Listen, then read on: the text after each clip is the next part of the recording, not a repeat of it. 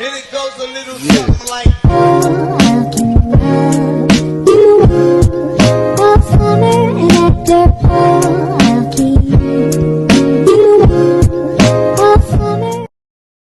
So hi miss, good evening. I am Denmark Elendrino from Drafting 1F Night, and this is the advantages and disadvantages of verbal and non-verbal communication.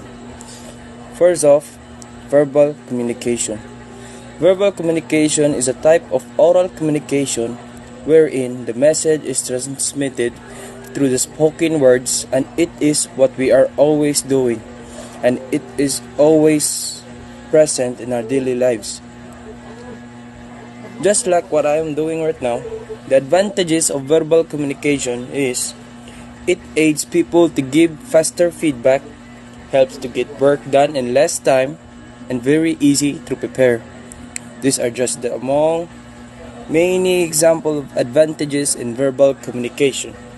Whilst it has disadvantages too, such as there is no place for corrections once the message is sent, and it can cause misunderstanding if not understood clearly, and can result in distortion of the true meaning. No matter how we act out verbal communication, sometimes it will always lead to something good and sometimes bad, because it is not always predictable what would the audience or the receiver would react. A perfect example for verbal communication is a classroom. So the speaker would be the teacher, or maybe a student who are reporting some of his schoolworks in front. So not of all students can understand what is happening or what is the topic all about, and some of us will know.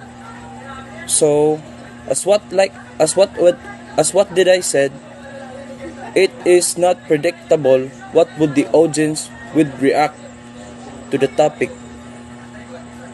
While in other hand, we will also tackle the disadvantages and the advantages of non-verbal communication. Non-verbal communication.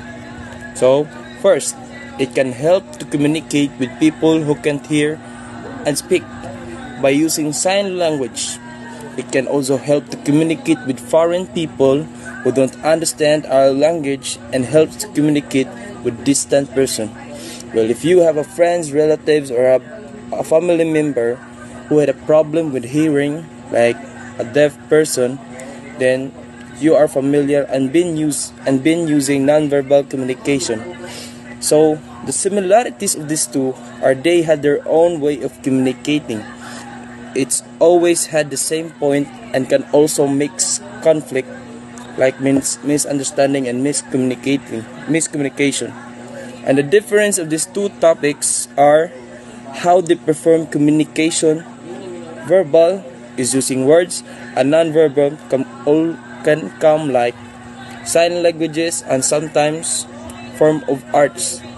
Thank you. I am Denmark Elendrino.